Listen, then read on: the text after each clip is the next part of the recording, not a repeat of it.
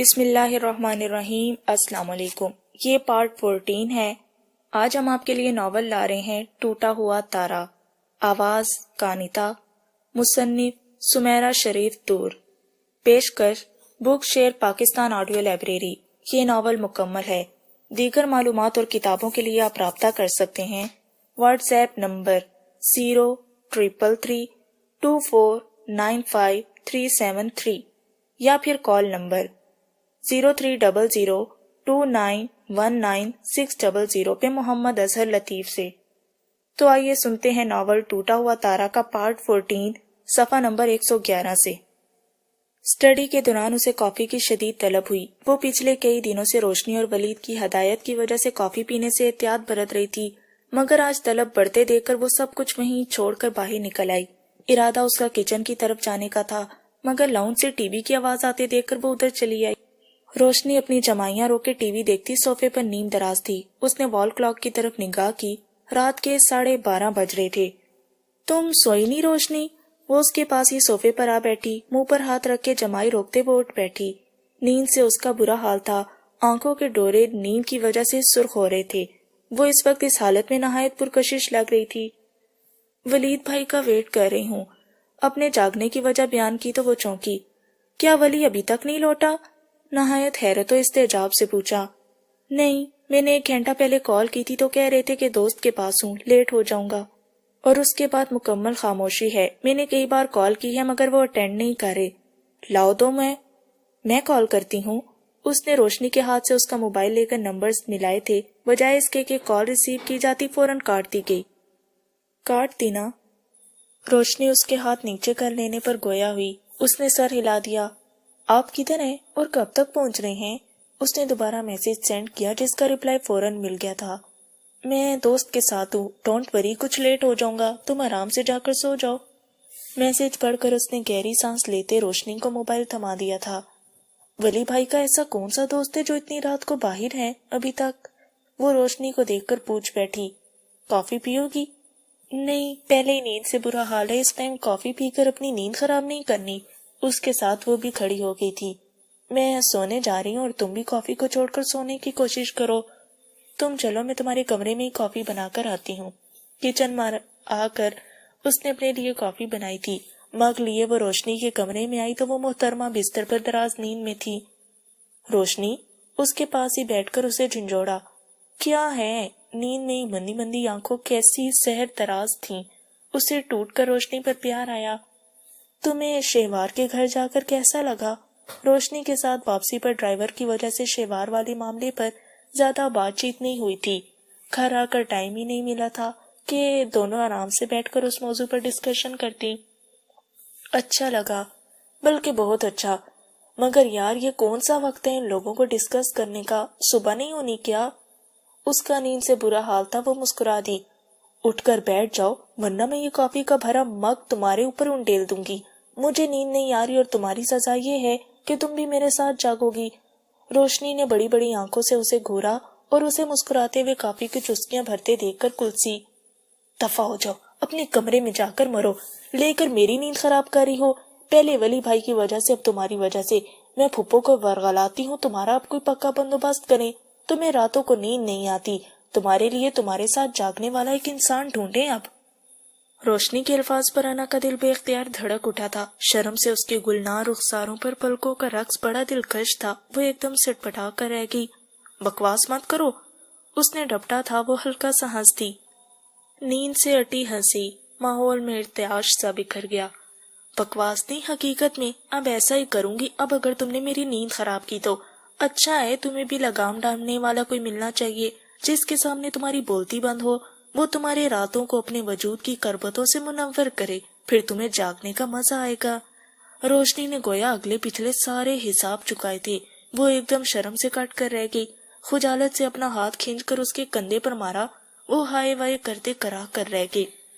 بہت چلتی ہے تمہاری زبان، لگتا ہے احسن بھائی زیادہ ہی تنگ کرنے لگے ہیں تمہیں۔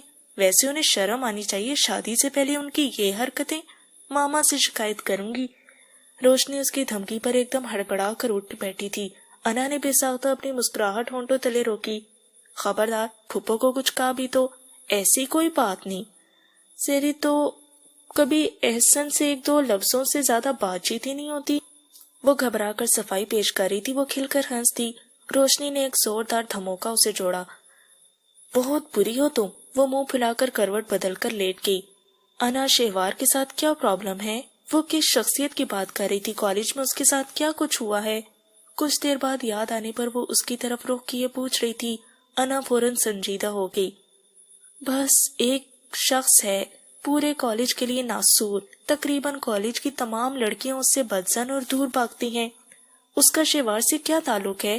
یہ ٹاپک اتنا حساس تھا کہ انا سوچنے لگی کہ بات کہاں سے شروع کرے.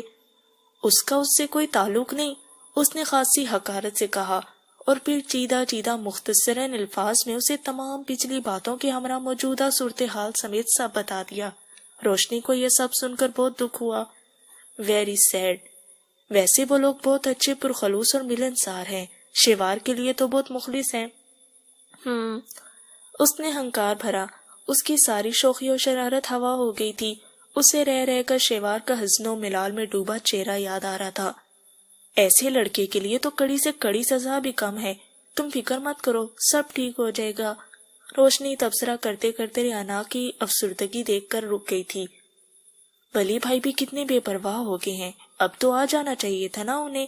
وال کلاک کی طرف دیکھا تو 1:15 ہو رہا تھا. انا کا بھی دھیان بھٹکا. روشنی پھر لیٹ گئی تھی. انا کی توجہ ولید کی طرف ہو گئی. تمہیں تو نیند آنے والی نہیں ہے اب. میں سو رہی ہوں، تم ولی بھائی کا انتظار کر لینا. وہ آئے تو کھانا وغیرہ پوچھ لینا پلیز. نیند سے بھری آنکھیں اس نے پھر بند کر لی تھی. وہ روشنی کے بیڈ پر بیٹھی چند منٹ کچھ سوچتی رہی اور پھر اٹھ کر باہر ٹیرس پر آ نکلی. 1:30 بجے کے قریب گاڑی کے ہارن کی آواز پر چونکی. شاید ولید آ گیا تھا. وہ سیدھی ہو کر گیٹ کی طرف دیکھنے لگی. چوکیدار اپنے کمرے سے نکل کر گیٹ کی طرف جا رہا تھا. ولید گاڑی اندر لے آیا. سارا لان اور ارد گرد کا سارا ماحول گہرے تاریک اندھیرے میں غرق تھا. وہ اپنی گاڑی سے نکل کر چوکیدار کو نہ جانے کیا کہہ رہا تھا. چوکیدار صرف سر ہلا رہا تھا اور پھر ولید اپنے والے پوشن کی طرف چلا آیا. ولید کا کمرہ روشنی کے کمرے کے ساتھ.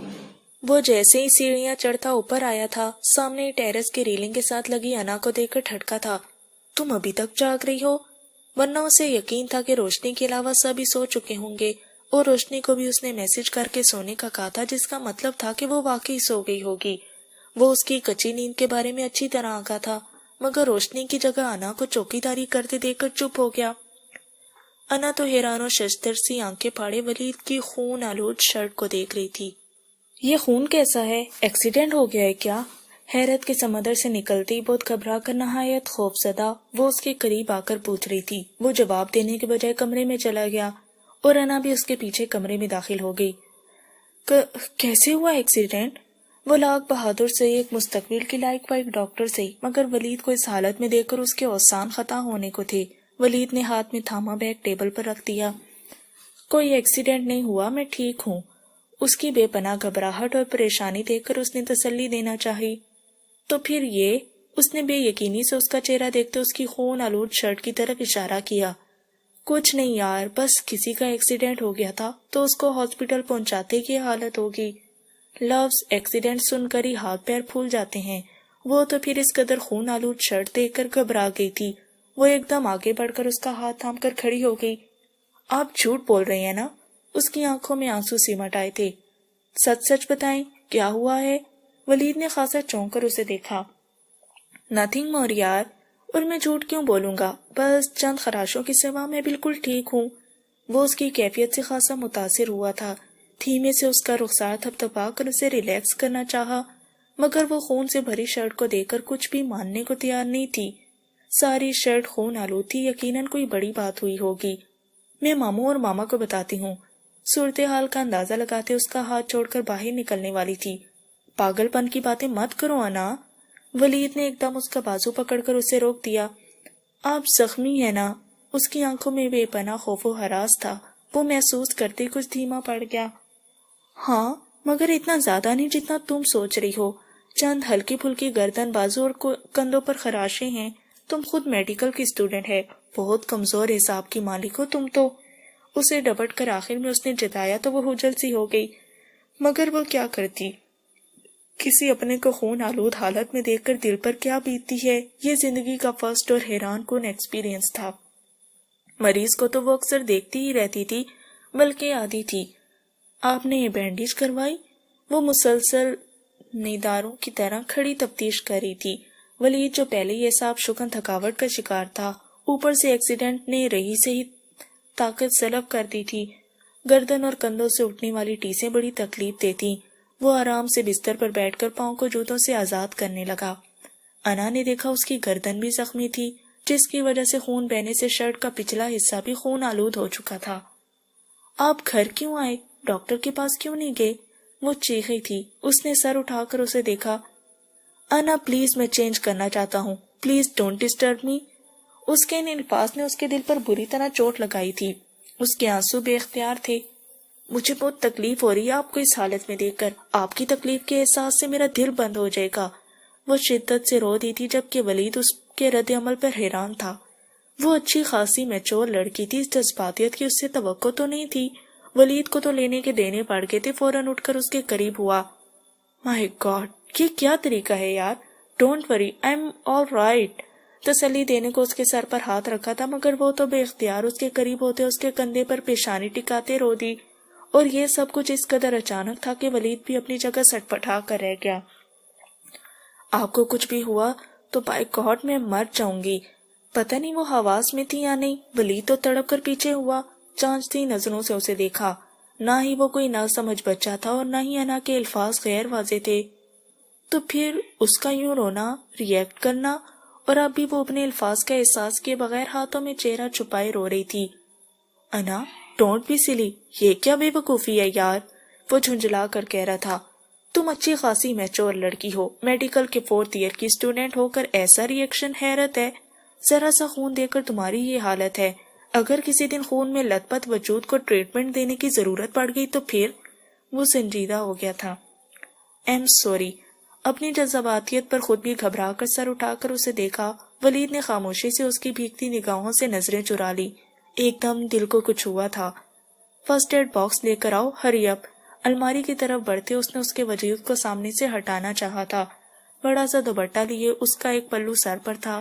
اس کے سامنے کھڑی روتی آنسو بہاتی اسے عجیب سے احساسات سے دو چار کر گئی تھی۔ انا نے کچن میں آ کر فرسٹ ایڈ باکس نکالا۔ اپنی کیفیت اس کے اپنے لیے بھی بڑی پریشان کن تھی اور اس کے قطعی اختیار سے باہر تھی۔ وہ جتنا بھی خود کو نارمل کرنے کی کوشش کرتی، مگر وہ اپنے احساسات اور جذبات کے سامنے قطعی بے بس تھی۔ بعض احساسات و جذبات فطری ہوتے اور واقع کو مد نظر رکھتے انسان کے اندر سے امڑتے ہیں، یوں کہ اسے خود بھی اندازہ نہیں ہو پاتا کہ وہ کس قسم کی جذباتیت کا مظاہرہ کر رہا ہے، یا سامنے والے انسان پر اس کی جذباتیت کس طرح اثر انداز ہو رہی ہے۔ اس وقت وہ بھی کچھ ایسی ہی سچویشن سے دو چار تھی۔ وہ صرف جذبات کے تابع تھی۔ وہ فرسٹ ایڈ باکس لیے واپس کمرے میں آئی تو وہ چینج کر چکا تھا۔ جسم پر بنیان اور ٹراؤزر تھا، کندھوں پر وہ ٹاول ڈالے جیسے اسی کا منتظر تھا۔ اب گردن اور بازوؤں کے زخم خاصی تکلیف دے رہے تھے، جنہیں وہ مسلسل معمولی خراشیں اور ٹیسے کہہ کر نظر انداز کر رہا تھا۔ اس نے لمب بھیج رکھے تھے۔ میں بینڈیج کر لوں گا، تم جاؤ اب۔ اس کے ہاتھ سے باکس لے کر وہ کھول رہا تھا، جبکہ وہ خاموشی سے اس کی گردن اور بازو کے زخم کو خاصی تشویش سے دیکھ رہی تھی۔ آپ خود کیسے کریں گے؟ بہتر تھا کہ ہاسپٹل سے ہی کروا کر آتے۔ وہ اپنے آپ کو خاصا سنبھال چکی تھی۔ باکس سے روئی اور ڈیٹول لے کر ولید کی سوالیہ نظروں کو نظر انداز کرتی اس کی سائڈ پر آ کھڑی ہوئی۔ ٹھیک ہے، میں کچھ پل قبل ایک کمزور ڈاکٹر ثابت ہوئی ہوں، مگر اب کی بار آپ کو ناکامی نہیں ہوگی۔ اب میں اتنی بھی اناڑی نہیں، وہ مسکرا کر کہتے اس وقت وہ کسی صورتحال کو ذہن میں جگہ دیے بغیر صرف جذبہ ہمدردی کے تحت یہ سب کرنے پر مجبور تھی۔ شاید اس کے پیشہ ورانہ ڈاکٹری کے جذبات اوپر آئے تھے، یا پھر وہ اپنے احساسات اور جذبات کے سامنے قطعی بے بس تھی۔ ولید بھی شاید اس کے احساسات سمجھ گیا تھا، اس نے دوبارہ ٹوکا نہیں تھا۔ آپ ادھر چیئر پر آ کر بیٹھ جائیں۔ ولید بستر کے کنارے سے اٹھ کر چیئر پر آ بیٹھا، جو اس نے اسٹڈی ٹیبل کے سامنے سے اٹھا کر ڈریسنگ کے سامنے رکھی تھی۔ وہ ٹاول ہٹا کر اس کی گردن سے بڑی احتیاط سے چپکے کان صاف کر رہی تھی۔ کب ایکسیڈنٹ ہوا تھا؟ وہ نظریں اپنے پاؤں پر جمائے اس کے رحم و کرم پر تھا۔ اس کے سوال پر نظریں اٹھا کر مرر میں اسے دیکھا۔ وہ مکمل توجہ اس کی گردن کی طرف کیے، روئی اور ڈیٹول کی مدد سے گردن سے خون کے ساتھ ساتھ شیشے کی کرچیاں بھی چن رہی تھی۔ شاید 9 بجے کی ٹائمنگ تھی۔ مائی گاڈ، تب سے اب تک آپ اسی حالت میں گھومتے پھر رہے ہیں؟ اس نے حیران ہو کر ولید کے چہرے کی طرف دیکھا جو جھکا ہوا تھا۔ وہ اس کے تاثرات ملاحظہ نہیں کر سکی تھی۔ ہمت ہے آپ کی، جس طرح کانچ گردن کی کھال میں گھس گئے ہیں، تکلیف تو ناقابل برداشت ہو جاتی ہے۔ کمرے میں پڑا جگ اٹھا کر وہ واش روم میں گھس گئی تھی۔ پانی بھر کر لا کر ڈیٹول کے چند قطرے ڈال کر اس نے پہلے تو اس کے ٹاول سے کانچ اور جمع ہوا خون صاف کیا، اور پھر جہاں زخم گہرا تھا وہاں آئمنٹ لگا کر اس نے پٹی کر دی تھی۔ دائیں بازو، دائیں کندھے اور گردن کا پچھلا حصہ دائیں طرف سے زیادہ متاثر ہوا تھا، باقی تو خراشیں ہی تھی صرف۔ مرہم پٹی کر کے اس نے چوکر باکس میں تمام چیزیں ڈالی تھیں اور پھر تمام چیزیں سمیٹ کر وہ اٹھ کھڑی ہوئی۔ کھانا کھائیں گے؟ اس کے سوال پر ولید کو شدید بھوک کا احساس ہوا جو بھاگ دوڑ میں کہیں رفو چکر ہو گیا تھا۔ تم رہنے دو، پہلے ہی بہت خدمت کر لی ہے میری۔ آج تو نیم حکیم جی کو بھی مجھے تختہ مشق بنانے کا موقع مل گیا۔ پہلے تو تمہاری ڈاکٹری کی ضد میں جسٹ بابا جان ہی آتے تھے۔ بینڈیج کے دوران وہ ایک لفظ بھی نہیں بولا تھا اور اب اس کے الفاظ پر وہ مسکرا دی۔ تم جاؤ، صبح کالج بھی جانا ہوگا تم نے۔ خواہ مخواہ میری وجہ سے تم نے اپنی نیند برباد کی۔ بھوک تو واقعی مجھے لگ رہی ہے اور تھکن سے بھی برا حال ہے۔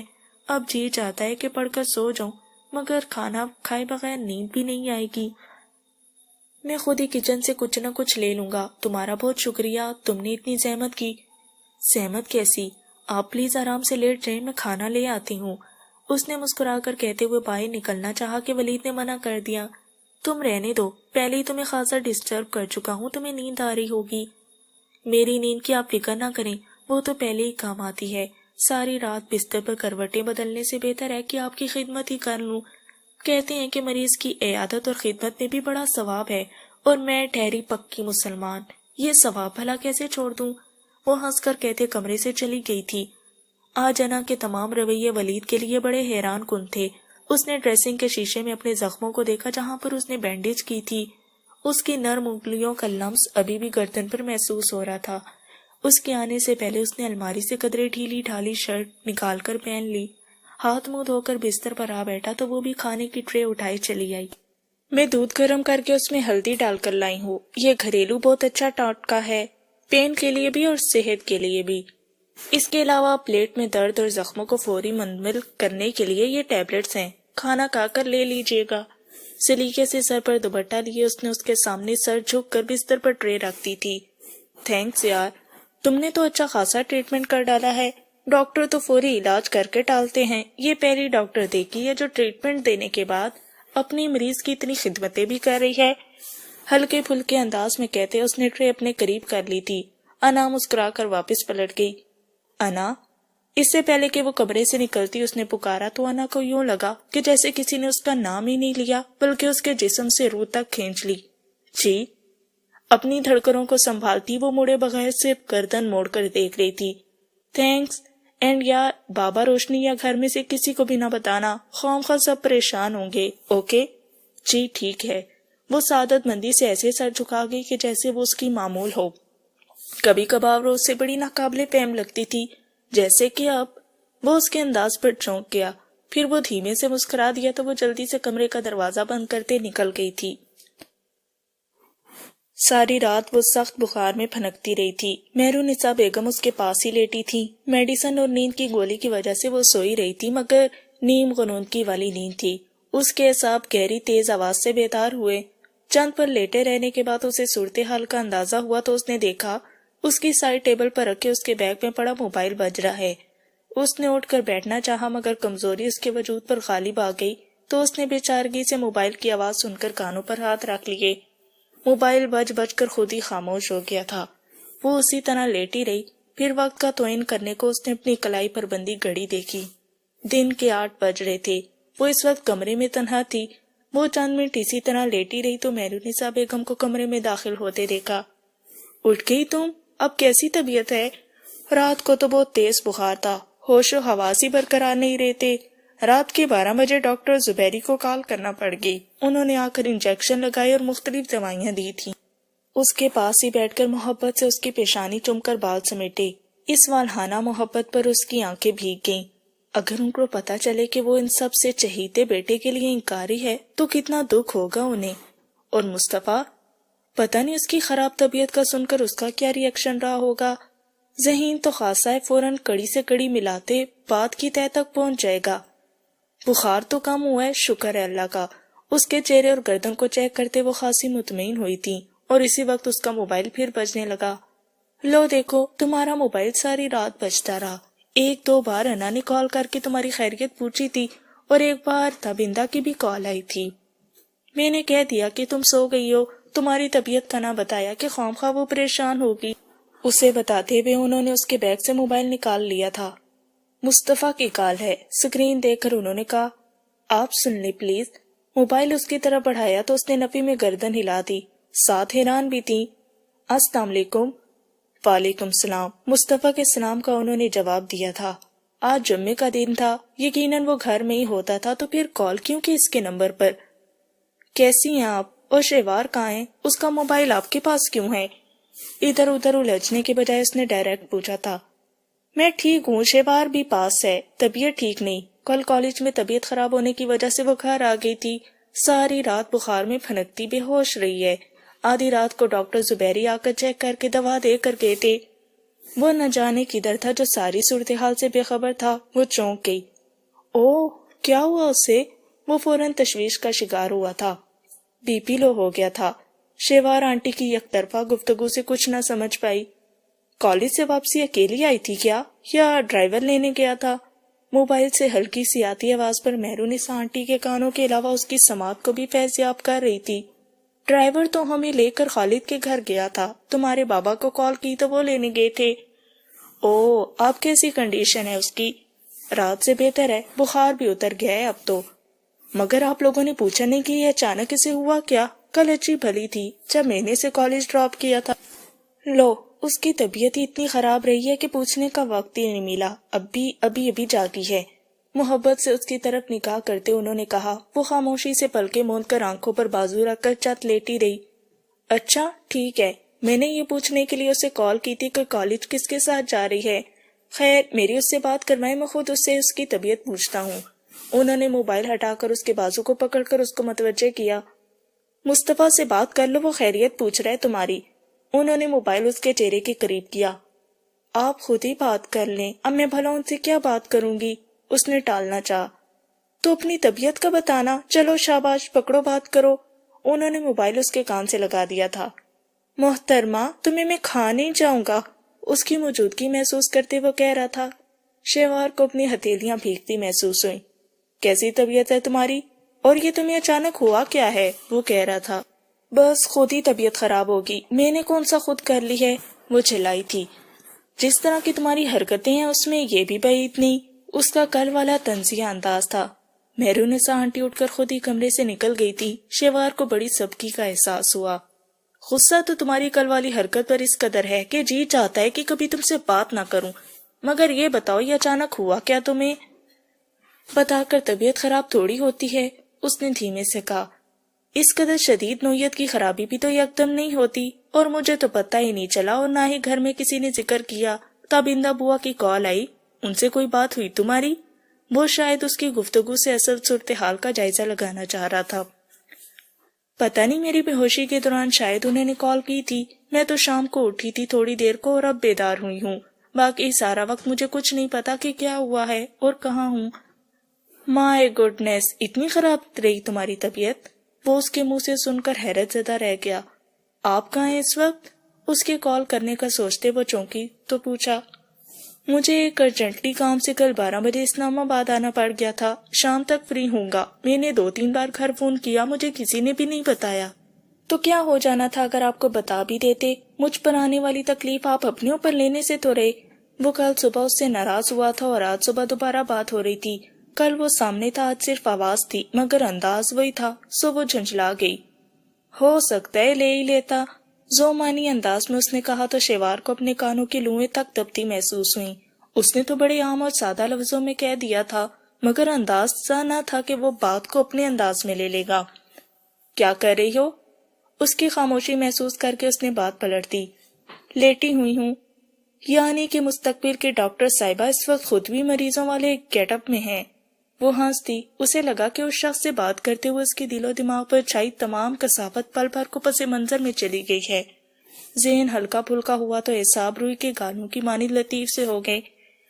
ڈاکٹر بھی تو عام انسانوں کی مانند ہوتے ہیں. ان کے اندر بھی عام انسانوں کی طرح ریئیکٹ کرنے والا پرزا پیٹ ہے جو موسم رویے واقعات کو دیکھ کر متاثر ہونے کی صلاحیت رکھتا ہے. ہر چیر پھاڑ کرنے والا وجود اتنا ظالم بھی نہیں ہوتا. اسی طرح ڈاکٹرز بھی لوگ ہیں. میں بھی آپ کی طرح عام سی انسان ہوں. اس کے ہلکے پھلکے انداز کو انجوائے کرتے اس نے بھی بات آگے بڑھا دی تھی. صبح صبح اتنی گاڑی گفتگو. مجھے تو شک ہو رہا ہے کہ اس وقت محترمہ بیماری سے نہیں کسی سیریس قسم کے ڈاکٹری فارمولے میں الجھی ہوئی ہیں. کیوں ڈاکٹر صاحبہ؟ وہ اس کی بات پر بے اختیار ہنس دی. اس کی جھرنوں کی مانند خوشگوار ہنسی دوسری طرف کی سماعت پر میٹھی پھوار کی مانند برسی تھی. آپ کیا کر رہے ہیں؟ لگتا ہے خاصی فرصت سے آپ نے فون کیا ہے. فرصت کیسی، اس وقت تیار ہو رہا ہوں، ساتھ ساتھ بات کر رہا ہوں. کچھ دیر بعد کچھ آفیسرز کے ساتھ میٹنگ ہے، پھر ایک ضروری کام. رات کی فلائٹ سے اپنے شہر پہنچ جاؤں گا، پھر گھر آ کر تمہاری خیریت تفصیلی پوچھوں گا. وہ خاموش رہی. تمہارے یہ الفاظ کہ خود ہی طبیعت خراب ہوئی ہے اور بتا کر خراب تھوڑی ہوتی ہے، پر ذرا یقین نہیں کیا میں نے. گھر آ کر تفصیلی انداز میں بات کروں گا. بہتر ہے کوئی معقول قسم کا بہانہ ڈھونڈ کر رکھنا. اس کے الفاظ پر وہ سٹ پٹا سی گئی. اور ہاں، کالج میں کل کا دن کیسا گزرا؟ اس نے وہی سوال کر ڈالا تھا جو اس کی اس خرابی طبیعت کی اصل وجہ تھا. مصروف ہی گزرا، پھر طبیعت خراب ہو گئی تو گھر آ گئی. اس نے پرسکون لہجے میں کہا، مگر اندر تو ایک آتش فشاں پھٹ پڑا تھا. زخم نئے سرے سے ادھڑے تھے. ایاز نے کوئی بدتمیزی تو نہیں کی نا؟ وہ اصل سروال کی طرف لوٹ آیا تھا اور شیوار کو لگا وہ بس ابھی پھوٹ پھوٹ کر رو دے گی. اسے اپنے جذبات پر ذرا کنٹرول نہ رہا اور بڑی روکنے کی کوشش کرتے ہوئے بھی ایک سسکی اس کے لبوں سے خارج ہوئی. کیا بات ہے شیوار، خاموش کی ہوں؟ تم نے بتایا نہیں. وہ پوچھ رہا تھا اور اس نے خاموشی سے موبائل کان سے ہٹاتے کال ڈسکنیکٹ کر ڈالی. وہ اسے کیا بتاتی بھلا؟ وہ لمحے تو اس کے لیے قیامت سے بڑھ کر تھے. وہ شدت سے پھوٹ پھوٹ کر رو دی. وہ آنسو بہانے میں اتنی منہمک تھی کہ موبائل پھر بجنے لگ گیا. اس نے اسکرین کی طرف دیکھا. مصطفیٰ پھر کال کر رہا تھا. اس نے آہستگی سے آن کرتے موبائل کان سے لگایا. جی؟ بغیر سلام دعا کے وہ گویا ہوئی تھی. تم نے کال کیوں کاٹ دی اور میری بات کا کوئی جواب نہیں دیا؟ وہ پوچھ رہا تھا. خاصی برہمی تھی لہجے میں. تمہاری اس قدر شدید طبیعت خرابی کے پیچھے کہیں ایاز کی کوئی بدتمیزی تو نہیں؟ وہ ذہین تھا. کیسے ایک دم اصل نقطے تک پہنچتا؟ وہ اس سے چھپاتی بھی تو کیا؟ وہ ششدر رہ گئی. اس کے بہتے آنسو ایک دم ٹھہر گئے، گویا منجمد ہو گئی. شیوار پلیز بتاؤ، کیا بات ہے؟ اس قدر خاموش کیوں ہو؟ تم رو رہی ہو؟